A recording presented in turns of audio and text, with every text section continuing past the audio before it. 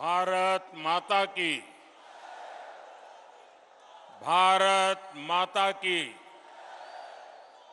भारत माता की। मैं कहूंगा दीनदयाल उपाध्याय, आप कहिए अमर रहे, अमर रहे। दीनदयाल उपाध्याय, दीनदयाल उपाध्याय, दीनदयाल उपाध्याय। मंच पर विराजमान सभी भारतीय जनता पार्टी के वरिष्ठ नेतागण और मेरे परम साथी और विशाल संख्या में पधारे हुए मेरे परिवारजनों,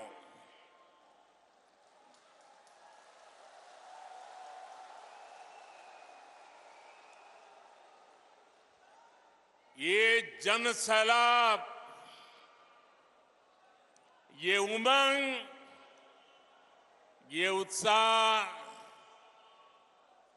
ये कार्यकर्ता का महाकुंभ, महासंकल्प बहुत कुछ कहता है।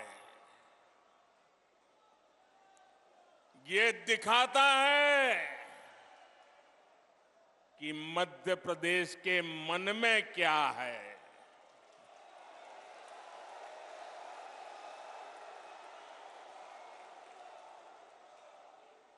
ये दिखाता है नई ऊर्जा से भरी हुई भाजपा। ये दिखाता है भाजपा का और भाजपा के हर कार्यकर्ता का बुलंद हौसला।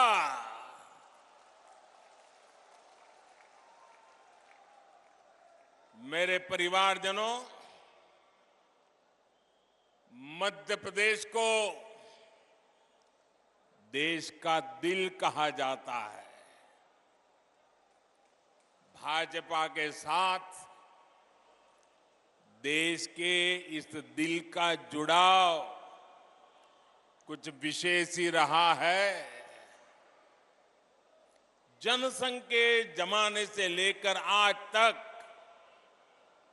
भाजपा को एमपी के लोगों ने हमेशा भरपूर आशीर्वाद दिया है। अटल जी, कुशाभाऊ ठाकरे, कैलाश जोशी, प्यारेलाल खंडेलवाल, राजमाता विजयाराजे सिंधिया जी, सुंदरलाल पटवा जी, वीरेंद्र सकलेचा जी, मध्य प्रदेश से निकले ऐसे अनेक महान व्यक्तित्वों ने हमें आज यहां तक पहुंचाया है। ऐसे अनेकों लोगों का तप और त्याग आज भी भाजपा के हर कार्यकर्ता को प्रेरित करता है। इसलिए मध्य प्रदेश सिर्फ भाजपा के विचार का ही नहीं, बल्कि विकास के विजन का भी महत्वपूर्ण केंद्र है। इसलिए आज जब देश अमृतकाल की नई विकास यात्रा पर निकला है, तब मध्य प्रदेश की भूमिका और महत्वपूर्ण हो गई है। मेरे परिवारजनों, मध्य प्रदेश में भाजपा की सरकार को लगभग 20 साल पूरे हो चुके हैं। यानी जो युवा इस बार के चुनावों में पहली बार वोट डालेंगे उन्होंने भाजपा की सरकार को ही देखा है। ये युवा सौभाग्यशाली हैं कि इन्होंने एमपी में कांग्रेस का वो बुरा शासन, वो बुराइयां उन्होंने देखी नहीं है। एमपी में कांग्रेस के शासन की पहचान थी कुनीति, कुशासन और करोड़ों का करप्शन। आजादी के बाद मध्य प्रदेश में लंबे समय तक कांग्रेस का ही शासन रहा, लेकिन कांग्रेस ने साधन संपन्न मध्य प्रदेश को, समर्थ युवाओं वाले मध्य प्रदेश को बीमारू बना दिया। दोस्तों, बीमारू बना दिया। यहां के युवाओं ने कांग्रेस के जमाने की खराब कानून व्यवस्था नहीं देखी। यहां के युवाओं ने इस दौर की खस्ता हाल सड़कें नहीं देखी। यहां के युवाओं ने अंधेरे में जीने को मजबूर गांव और शहर नहीं देखे। अपने हर कार्यकाल में भाजपा ने एमपी को नई ऊर्जा के साथ नई ऊंचाई पर ले जाने का प्रयास किया है। इसलिए यहां के युवाओं ने भाजपा का सुशासन ही देखा है। उन्होंने चारों तरफ से विकास करता मध्य प्रदेश ही देखा है। उन्होंने मध्य प्रदेश को देश के अग्रणी गेहूं उत्पादक राज्यों के रूप में देखा है। उन्होंने मध्य प्रदेश को शिक्षा के उभरते केंद्र के रूप में देखा है और इसलिए आने वाले चुनाव बहुत अहम है। हमें ध्यान रखना है कि विकास का जो रास्ता एमपी के लोगों ने बनाया है, उस विकास की गाड़ी सड़क से उतर नहीं, भटके नहीं, उतरे नहीं और अटके भी नहीं। हम अपने आसपास देख रहे हैं कि जब इन्हें राजस्थान में मौका मिला तो कैसे कांग्रेस वहां सिर्फ बर्बादी लाई। हमने महाराष्ट्र में देखा है कि कैसे कांग्रेस ने, गठबंधन ने शामिल होकर लूट को ही अपना नंबर 1 काम बना दिया। साथियों, मध्य प्रदेश के विकास के लिए आने वाले कुछ साल बहुत ही महत्वपूर्ण है। आज पूरी दुनिया से भारत में निवेश आ रहा है, अलग अलग राज्यों में आ रहा है। ये समय भारत को, मध्य प्रदेश को विकसित मध्य प्रदेश बनाने का है, विकसित भारत बनाने का है। इतने महत्वपूर्ण समय में अगर कांग्रेस जैसी परिवारवादी पार्टी हजारों करोड़ों के घोटाले का इतिहास रचने वाली पार्टी, वोट बैंक का तुष्टीकरण करने वाली पार्टी को जरा भी मौका मिल गया तो मध्य प्रदेश को बहुत बड़ा नुकसान होगा। भाइयों बहनों, मैं जरा एक सवाल पूछता हूं आपको। मैं कहता हूं जहां जहां कांग्रेस गई है उस राज्य को बर्बाद कर दिया है। क्या आपको लगता है मध्य प्रदेश को भी यही करेंगे वो? आपको लगता है मध्य प्रदेश का भी यही हाल करेंगे? मध्य प्रदेश को बचाना चाहिए, नहीं बचाना चाहिए? कांग्रेस के हाथों नहीं जाने देना चाहिए ना, लूटने नहीं देना चाहिए ना, तबाही नहीं करने देनी चाहिए ना। कांग्रेस एक बार फिर एमपी को बीमारू बना देगी। मैं आपसे जानना चाहता हूं, क्या आप एमपी को फिर से बीमारू बनाना चाहते हो? मुझे पूरी ताकत से जवाब चाहिए। क्या एमपी को फिर से बीमारू बनाना चाहते हो? क्या आप एमपी के युवाओं के भविष्य को तबाह करना चाहते हो? क्या आप चाहते हैं कि एमपी के विकास का पैसा कांग्रेस नेता लूट ले?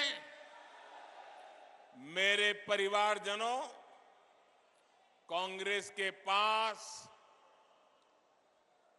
भविष्य की सोच ही नहीं बची है। कांग्रेस जंग लगा हुआ वो लोहा है जो बारिश में रखे रखे खत्म हो जाता है। अब कांग्रेस में ना देखने का सामर्थ्य बचा है, न देश हित को समझने का। इसलिए आप देखेंगे साथियों, आपका उत्साह मेरे सर आंखों पर। बहुत बहुत धन्यवाद आपके प्यार के लिए, बहुत धन्यवाद। दोस्तों, आपका प्यार ही मेरी ताकत है।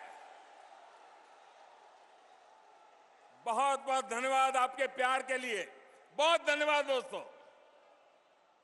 साथियों, आप देखेंगे कि कांग्रेस विकसित भारत से जुड़े हर प्रोजेक्ट की आलोचना करती है।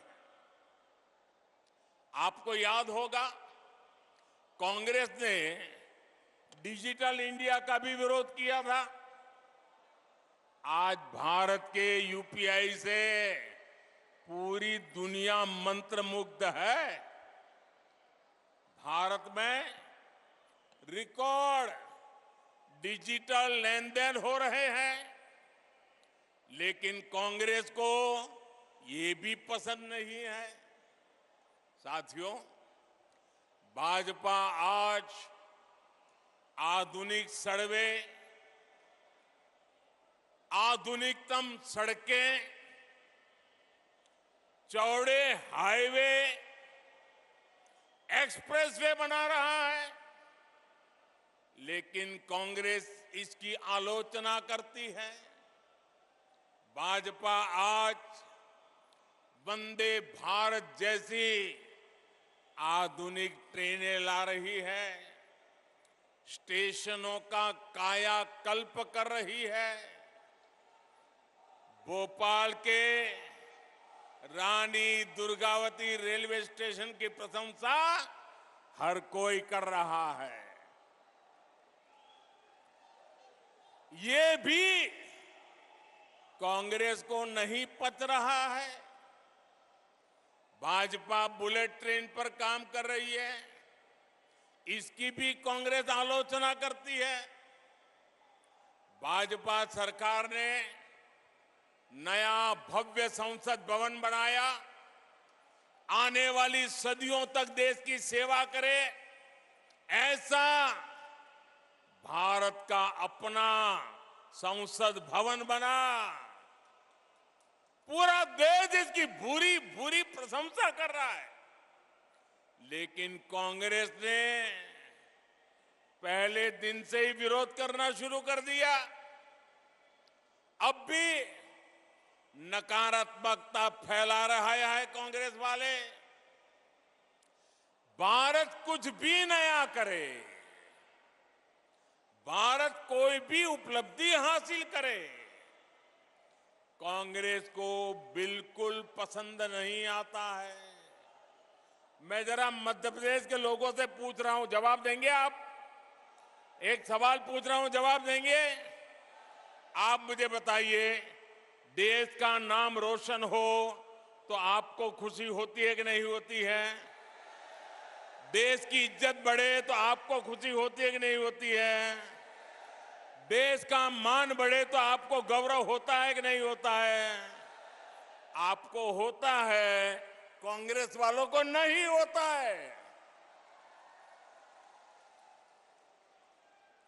क्योंकि कांग्रेस ना खुद बदलना चाहती है और ना ही देश को बदलने देना चाहती है। साथियों, देश समृद्धि की तरफ बढ़ने के लिए घोर परिश्रम कर रहा है, लेकिन कांग्रेस देश को 20वीं शताब्दी में ले जाना चाहती है। मैं मध्य प्रदेश के युवा साथियों को, हमारे फर्स्ट टाइम वोटर्स को एक बात जरूर बताना चाहता हूं। मेरे नौजवान साथियों, मेरी बात गौर से सुनिए और घर जाकर के अपने माताजी, पिताजी, नाना, नानी, दादा, दादी, जरा मैं जो कह रहा हूं उनसे बात कीजिए, उनसे पूछिए। मेरे युवा साथियों, आपके माता पिता, आपके दादा दादी को अभाव में रखने के लिए सिर्फ और सिर्फ कांग्रेस जिम्मेदार है। उनको मुसीबत में जीने के लिए मजबूर करने वाली एकमात्र पार्टी कांग्रेस पार्टी है। आज दुनिया भारत को लेकर जो कुछ कह रही है, ये सारे गौरवपूर्ण काम पहले भी हो सकता था, लेकिन कांग्रेस सिर्फ एक परिवार का गौरव गान करने में ही जुटी रही। कांग्रेस ने प्रजातंत्र को परिवार तंत्र बना दिया। कांग्रेस भारत में भ्रष्ट व्यवस्था को पोषित करने में ही जुटी रही। कांग्रेस की राजनीति अभाव में फलती फूलती है, गरीबी और मुश्किलों में फलती फूलती है। इन्होंने ऐसी व्यवस्था बनाई कि गरीब को हमेशा हाथ फैलाना पड़े, हर चीज के लिए निर्भर रहना पड़े। गरीब को तरसाकर कांग्रेस को ये जताने का अवसर मिल जाता था कि उन्होंने गरीब को कुछ दिया है। ये अपनी योजनाओं का लाभ भी उन लोगों को देते थे जिनसे उन्हें वोट मिलते थे। इसलिए कांग्रेस ने जानबूझकर देश को गरीब रखा, देश के लोगों को अभाव में जीने के लिए मजबूर किया, रोटी, कपड़ा, मकान में ही उलझाए रखा।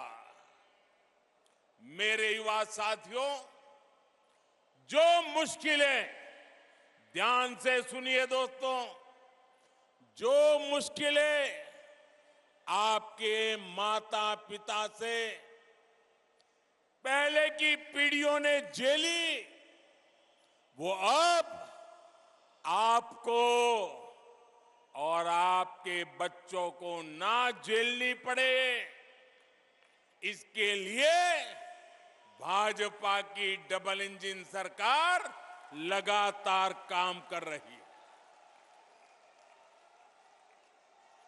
आज हमारे प्रेरणा पुंज पंडित दीनदयाल उपाध्याय जी का जन्म दिवस भी है। पंडित जी ने सुशासन को अंत्योदय से जोड़कर देखा, समाज के अंतिम व्यक्ति के विकास को प्राथमिकता दी। अंत्योदय की यही प्रेरणा सबका साथ, सबका विकास, सबका विश्वास और सबका प्रयास, उस मंत्र में पंडित दीनदयाल उपाध्याय जी का चिंतन है। वो हमें प्रेरित करती है। बीते 9 वर्षों में हमने जो भी योजनाएं बनाई, उनके मूल में यही भावना है। भाजपा ने गरीबों, महिलाओं, शोषितों, वंचितों, एससी, एसटी, ओबीसी को विकास का सबसे बड़ा लाभार्थी बनाया है। वंचितों को वरीयता की जो गारंटी मोदी ने दी है, उसे हमने एक के बाद एक कदम उठाकर पूरा किया है। हमने गरीब का जीवन बेहतर करने के लिए प्रयास किए, प्रामाणिक प्रयास किए। समाज में जो अभाव था, उसको दूर किया। और जानते हैं इसका नतीजा क्या मिला है? मैं आपसे एक बात पूछूं? पूछूं? आप जवाब देंगे? पूरी ताकत से जवाब देंगे? वहां के दूर दूर के लोग भी देंगे? आपको पता है ना कि कांग्रेस ने 50 साल पहले गरीबी हटाओ का नारा दिया था। मैं फिर आपसे पूछूंगा, 50 साल पहले गरीबी हटाओ का नारा किसने दिया था? किसने दिया था?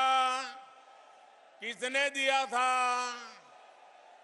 क्या कांग्रेस ने अपना वायदा पूरा किया?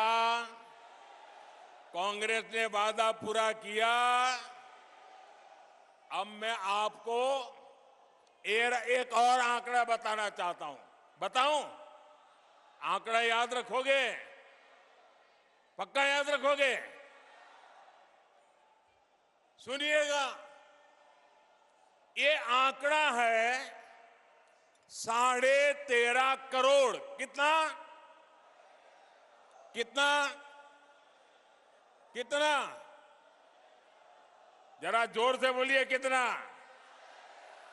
13.5 करोड़। ये मध्य प्रदेश की कुल आबादी से भी ज्यादा है। भाजपा सरकार के 5 साल में ही देश में 13.5 करोड़ लोग गरीबी से बाहर निकले हैं।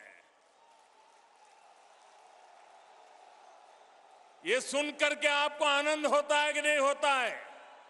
आपका उत्साह बढ़ता है कि नहीं बढ़ता है? गरीबों का कल्याण करना अपना काम है कि नहीं है? हम अपना काम पूरा कर रहे हैं कि नहीं कर रहे हैं?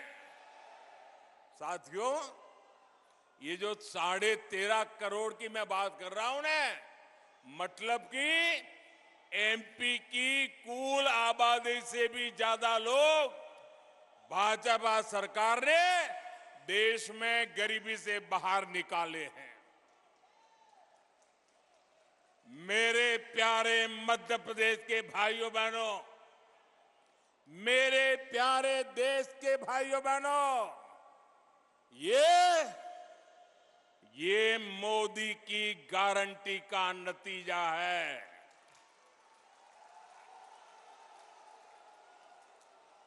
और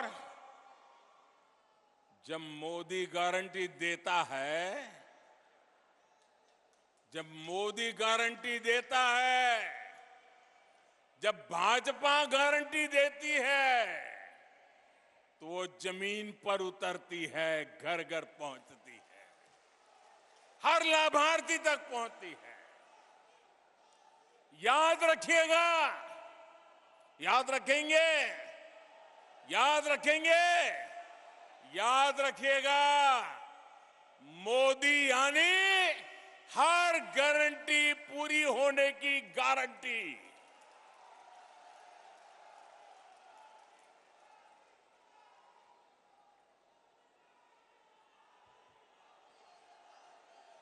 मेरे परिवारजनों,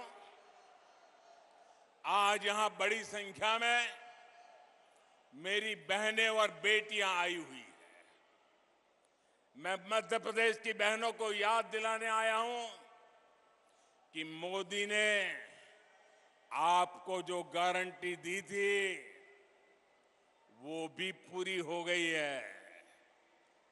कुछ दिन पहले ही लोकसभा और राज्यसभा में माताओं, बहनों, बेटियों के लिए 33% सीटें आरक्षित करने का कानून पारित हुआ।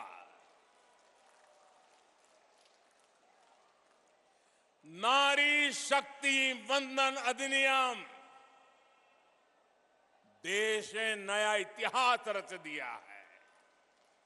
दशक से देश की माताएं, बहनें इसका इंतजार कर रही थी, बल्कि ये तक कहा जाने लगा कि शायद ये कभी नहीं हो पाएगा। आखिर मोदी है तो मोदी है तो हर गारंटी पूरी होने की गारंटी है। लेकिन भाइयों और बहनों, आज मैं मध्य प्रदेश सहित पूरे देश की बहनों को सावधान भी करना चाहता हूं। कांग्रेस और उसके नए नए घमंडिया गठबंधन ने मजबूरी में इस बिल का समर्थन बहुत खट्टे मन से किया है, बहुत बेमन से किया है। ये खट्टापन उनके बहानों में दिखाई देता है। और आप देखिए कि इनके गठबंधन में जितने लोग हैं, वही लोग हैं जिन्होंने 30 साल तक इस कानून को पारित नहीं होने दिया। पार्लियामेंट में हुड़दंग किया, बिल फाड़ दिए, स्पीकर पे हमले बोल दिए, और अब जब मजबूरी में उंगली उठानी पड़ी है, उनको लगता है कि अब देश की माताएं, बहनें उनके चरित्र को जान गई हैं, तो अब क्या शुरू किया? ये क्यों नहीं है, वो क्यों नहीं है, ऐसा क्यों है, वैसा क्यों नहीं। उनको नारी शक्ति वंदन अधिनियम का मजबूरी में समर्थन इसलिए करना पड़ा क्योंकि मेरी माताएं, बहनें जग गई हैं। मेरी माताओं, बहनों का हौसला बुलंद है। मेरी माताओं, बहनों ने शक्ति का परिचय करवा दिया है, और इसलिए ये माताओं, बहनों से डरे हुए हैं, इसलिए नीची मुंडी करके हाउस में अनचाहे अनमन से उंगली तो दबा दी। बीते 9 वर्षों में जिस तरह भारत की महिला सशक्त हुई है, उसे देखकर इन दलों की हिम्मत नहीं हुई कि नारी शक्ति अधिनियम का विरोध कर पाए, वरना उन्होंने तो दशकों तक देश में सरकारें चलाई है, भारी बहुमत से सरकारें चलाई है। तब क्यों नहीं कानून बनाया? जो बहाने ये आज बना रहे हैं, तब क्यों नहीं ये सब कुछ कर दिया? सच्चाई ये है कि इनकी नीयत में खोट है।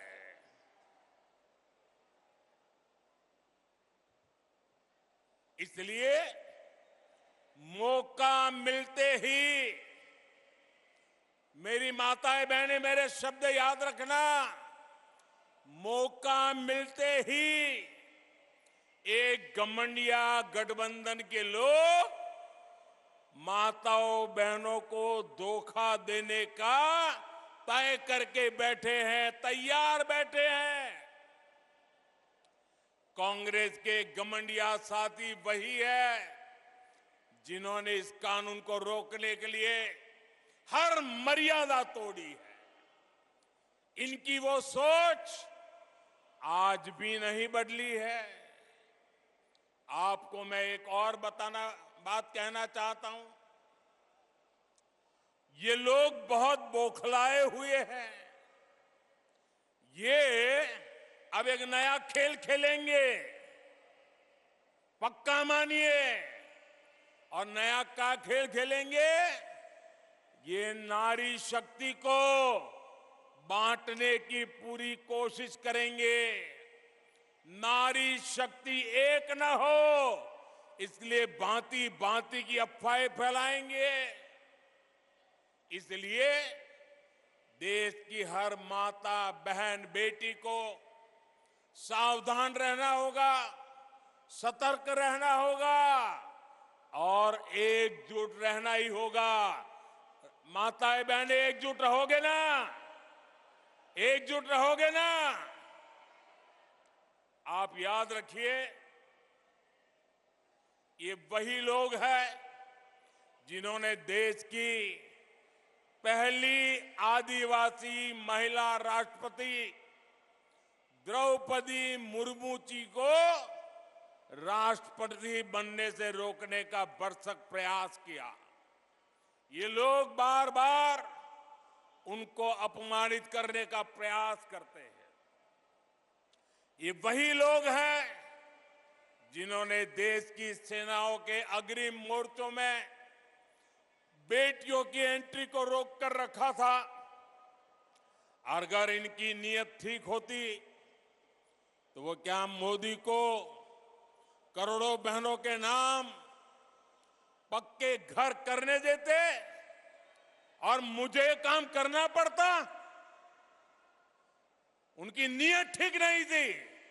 आज वो काम मुझे करना पड़ रहा है, आजादी के इतने सालों के बाद करना पड़ रहा है। इनको नहीं दिखता था कि सब कुछ पुरुष के नाम पर है, महिलाओं के नाम पर कुछ नहीं। अगर इनकी नीयत महिला हित की होती तो क्या मोदी को आकर के करोड़ों टॉयलेट बनाने पड़ते? क्या टॉयलेट नहीं बना सकते थे लोग?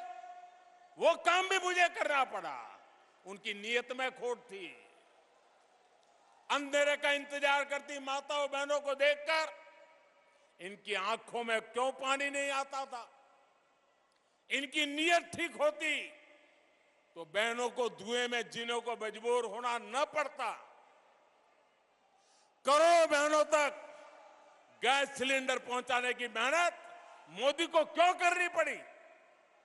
ये महिलाओं के हितैषी होते तो महिलाओं को पानी की बूंद बूंद के लिए दशकों तक तरसा कर ना रखते।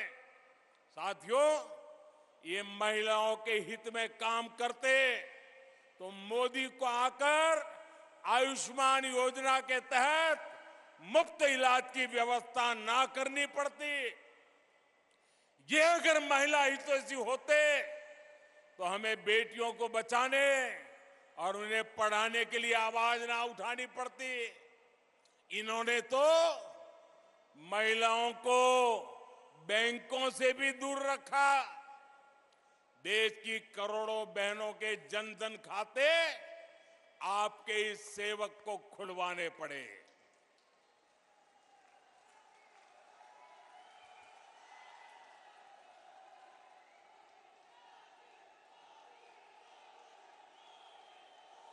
हमारी कोशिश यही थी कि बहनों की समृद्धि का रास्ता खुले, बेटियां अपने पैरों पर खड़ी हो सके। इसलिए मैं देश के हर माता बहन बेटी से कहूंगा कि कोई कितनी भी कोशिश कर ले, आपको भ्रमित नहीं होना है। हमने कठिन रास्ता पार किया है। ये महिलाओं की भागीदारी के विस्तार की शुरुआत है, एक सार्थक बदलाव का शुभारंभ है। मेरे परिवारजनों, कांग्रेस आज भी उसी पुराने ढर्रे, उसी पुरानी मानसिकता पर चल रही है।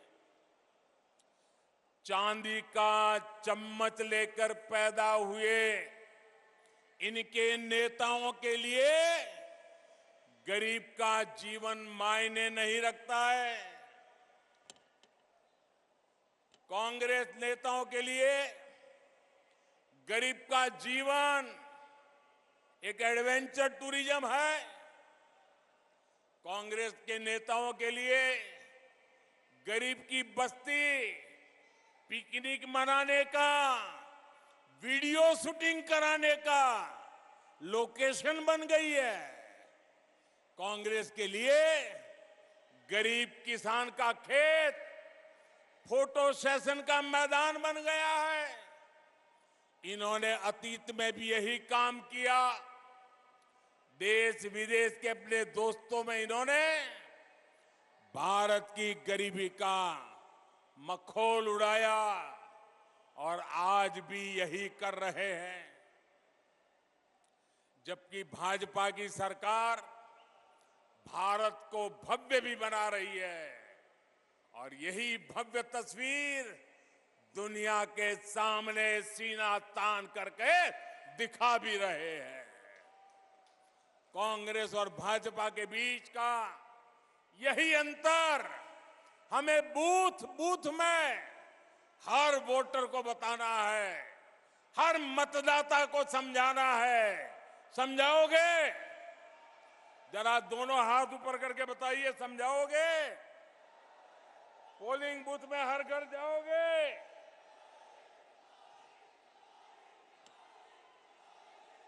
हर किसी को बताओगे? एक एक बात बताओगे? साथियों, मोदी का मिजाज भी अलग है, मेहनत भी अलग है और मिशन भी अलग है। मेरे लिए देश से बड़ा, देशवासियों से बड़ा कुछ भी नहीं है। मैं अभावों में रहा हूं, लेकिन अपने देश को अभावों में नहीं रहने दूंगा। मुफ्त राशन और मुफ्त इलाज गरीब की चिंता दूर करने का अवसर कांग्रेस के पास भी था, लेकिन नियत और इच्छा शक्ति नहीं थी। बेईमानी और भ्रष्टाचार की नियत अच्छे काम करने से उन्हें रोकती थी। पहले समाज के जिन वर्गों को छोटा समझा गया, उनके जीवन में बड़े परिवर्तन का प्रयास हमने किया। गरीब से गरीब को गुणवत्ता का जीवन मिले, आज देश में इसके लिए काम किया जा रहा है। कुछ दिन पहले ही पीएम विश्वकर्मा योजना शुरू हुई। देश भर में हमारे विश्वकर्मा साथी कोने कोने में फैले हैं। कोई गांव ऐसा नहीं होगा जहां कोई न कोई विश्वकर्मा परिवार न रहता हो। अपनी परंपरा, अपनी कला, अपनी उपयोगिता के लिए जाने जाने वाले ये साथी हर समाज में है। लेकिन कांग्रेस ने उन्हें क्या दिया? कांग्रेस ने उन्हें अपने हाल पर छोड़ दिया था। आपने एक वोट देकर इस सेवक को आपकी सेवा करने का अवसर दिया। आज हमारे कुम्हार भाई बहन, लोहार भाई बहन, सुनार भाई बहन, सुतार भाई बहन, जूते बनाने वाले, राजमिस्त्री, दर्जी, ऐसे दर्जनों साथियों के लिए राष्ट्रीय विश्वकर्मा योजना बनी। इनकी ट्रेनिंग का इंतजाम हुआ है। लाखों रुपए के लोन की व्यवस्था हुई है और विश्वकर्मा साथियों के लिए जो ये कम ब्याज का लोन मिलेगा, उसकी गारंटी मोदी ने ली है, सरकार ने ली है। साथियों, हमने रेहड़ी, पटरी, ठेले पर छोटा मोटा कारोबार करने वाले साथियों के लिए भी बैंकों के दरवाजे खोले हैं। पीएम स्वनिधि योजना के तहत इनकी मदद की गारंटी भी मोदी ने ली है। गांव में, कस्बों में हमारे साथी अपनी दुकान, ढाबा, गेस्ट हाउस ऐसे व्यवसाय कर सके, ये पहले बहुत मुश्किल था। उनके पास गारंटी नहीं होती थी, इसलिए बैंक से उन्हें मदद मिलना मुश्किल था। मोदी ने ऐसे साथियों की गारंटी भी ली। मुद्रा योजना के तहत लाखों का बिना गारंटी का पैसा उन्हें मिल रहा है। इस योजना की सबसे बड़ी लाभार्थी हमारी बहनें हैं, हमारे दलित भाई बहन हैं, हमारे पिछड़े परिवार हैं, हमारे आदिवासी साथी हैं। हमारे छोटे किसानों, पशुपालकों और मछुआरों की तो सरकारी नीतियों में पूछ ही बहुत कम होती थी। कांग्रेस की सरकारें वोट पाने के लिए किसानों को लोन माफी की झूठी गारंटी देती रही है, लेकिन छोटे किसानों, पशुपालकों के लिए तो बैंक से लोन लेना असंभव था। वे तो छोटी छोटी जरूरतों के लिए बाजार से महंगा ब्याज लेते थे, महंगे ब्याज पर पैसे लेते थे। इसलिए आपके इस सेवक ने पीएम किसान सम्मान निधि के तहत छोटे किसानों की भी गारंटी ली। जब पीएम किसान योजना हमने शुरू की थी, तब कांग्रेस ने इसको लेकर कितना झूठ फैलाया था। कहा जाता था कि चुनाव होने के बाद मोदी ये पैसे वापस ले लेगा, लेकिन पीएम किसान सम्मान निधि 5 साल से निरंतर चल रही है।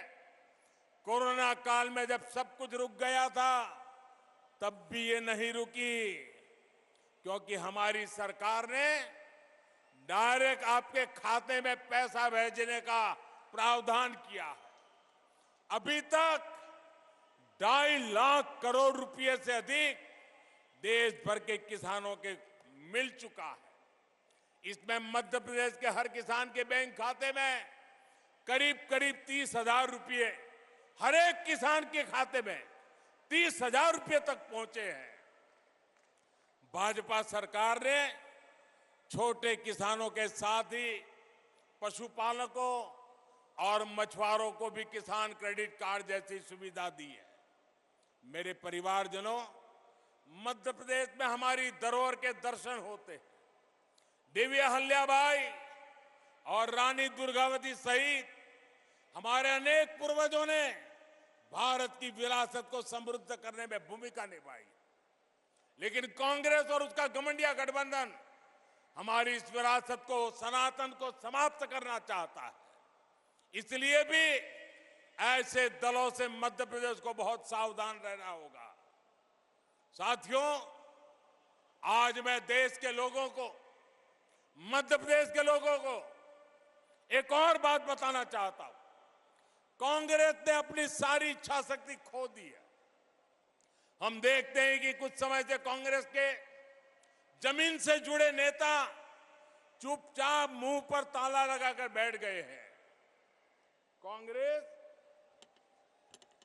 पहले बर्बाद हुई, अब बैंकरप्ट हुई और अब कांग्रेस ने अपना ठेका दूसरों को दे दिया है। कांग्रेस को अब कांग्रेस के नेता नहीं चला रहे, अब कांग्रेस एक ऐसी कंपनी बन गई है, नारों से लेकर नीतियों तक हर चीज आउटसोर्स कर रही है। और ये ठेका किसके पास है जानते हैं? कांग्रेस का ठेका अब कुछ अर्बन नक्सलियों के पास है। कांग्रेस में अब अर्बन नक्सलियों की ही चल रही है। ये ग्राउंड पर कांग्रेस का हर कार्यकर्ता महसूस कर रहा है। इसलिए कांग्रेस जमीन पर भी लगातार खोखली हो रही है। मेरे परिवारजनों, आज भारत एक बहुत ही महत्वपूर्ण कालखंड में प्रवेश कर चुका है। पूरा विश्व कह रहा है कि ये भारत का कालखंड है। हर देश भारत से मित्रता करना चाहता है। हर निवेशक भारत में अवसर देख रहा है। हमारे चंद्रयान का गौरवगान पूरा विश्व कर रहा है। कुछ दिन पहले हुए G20 सम्मेलन में भारत की भूमिका और सशक्त हुई है। ये इसलिए हो रहा है क्योंकि आपने देश में एक स्थिर और मजबूत सरकार चुनी। आपने ऐसी सरकार चुनी जो चुनौतियों को चुनौती दे सकती है। 1000 वर्ष की गुलामी के कालखंड में हमने जो आत्मविश्वास खोया, आज भारत उस आत्मविश्वास को पुनः जी रहा है। आज हम जो फैसले लेंगे वो आने वाले 1000 साल की हमारी यात्रा को तय करने वाले हैं। ये सब कुछ मध्य प्रदेश की भागीदारी के बिना संभव नहीं है। विकसित भारत के लिए मध्य प्रदेश का विकसित होना बहुत आवश्यक है। ऐसा विकसित मध्य प्रदेश जहां हर व्यक्ति, हर परिवार का जीवन वैसा ही हो जैसा विकसित देशों में हमने देखा है। हमें ऐसे मध्य प्रदेश का निर्माण करना है जो छोटी छोटी जरूरतों का मोहताज ना रहे। हमें मध्य प्रदेश को नए अवसरों की धरती बनाना है। इसके लिए ये जरूरी है कि आने वाले 5 वर्ष के लिए यहां फिर से भाजपा सरकार बने, पूर्ण बहुमत की स्थिर भाजपा सरकार बने। भाजपा के पास रोड मैप भी है और उसे जमीन पर उतारने की इच्छा शक्ति भी है। इसलिए मध्य प्रदेश के हर कार्यकर्ता की जिम्मेदारी बहुत बड़ी है। हमें विधानसभा ही नहीं बल्कि हर बूथ जीतना है। हर बूथ पर लोगों का दिल जीतना है। बूथ का हर कार्यकर्ता हमारा उम्मीदवार है, क्योंकि उसकी पहचान कमल है, उसकी शान कमल है, उसका निशान कमल है। इसलिए हर कार्यकर्ता को जी जान से जुटना है। मुझे आप सभी के सामर्थ्य पर पूरा भरोसा है। साथियों, आज मैं एक और आग्रह भी करना चाहूंगा। आने वाले 2 अक्टूबर को पूज्य बापू की जन्म जयंती है। इससे पहले 1 अक्टूबर को स्वच्छता से जुड़ा बहुत बड़ा कार्यक्रम पूरे देश में होने वाला है। मेरा मध्य प्रदेश के हर परिजन से आग्रह रहेगा कि आप सभी उत्साह और उमंग के साथ इस स्वच्छता के कार्यक्रम में जुड़िए। अब आप सभी त्योहारों की भी तैयारी कर रहे हैं। हमें वोकल फॉर लोकल याद रखना है। हमें खादी के वस्त्र खरीदने हैं। जो भी गिफ्ट हम खरीदे वो लोकल हो, जो भारत में बना हो। ये बात हमें कभी भी भूलनी नहीं है। मेरे प्यारे भाइयों बहनों, आप इतनी बड़ी तादाद में आशीर्वाद देने के लिए आए। मैं आपका हृदय से बहुत बहुत आभार व्यक्त करता हूं। मेरे साथ बोलिए, भारत माता की, भारत माता की।